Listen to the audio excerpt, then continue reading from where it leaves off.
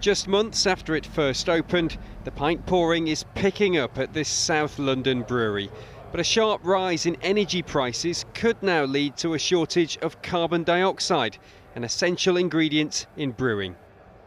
The threat comes after two huge fertilisation plants in Teesside shut down due to gas price rises. CO2 is a byproduct of fertilisation, and the supply constraints could be felt across the food and drink industry. If it's ongoing, it'd be very bad. We've just had the COVID restrictions earlier in the year, and we've only just really opened in the last 2 months, so it's the last thing we need is something else that's going to stop us from selling our product to the trade.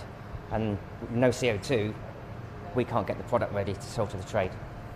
And it's not just beer. CO2 is used to stun animals before slaughter and in meat packaging.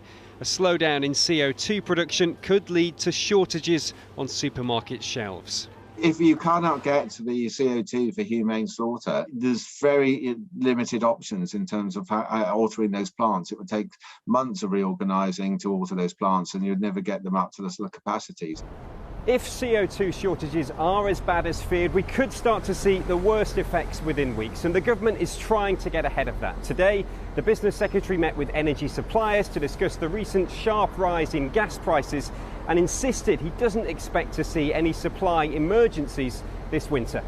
We've already got really robust processes in place, so if retailers exit the market, there are processes in place for other retailers to pick up their customers. There are lots of different bits of regulation that the government could look at and tweak at this time. And I think really we're at a point where we're just trying to figure out where the problems are, and then if any of the existing solutions are appropriate. Labour says the government has left the UK exposed and vulnerable to the impact of higher energy prices. Tomorrow, the Business Secretary will hold more meetings with the energy industry as the government seeks to avoid the worst effects of another energy price rise.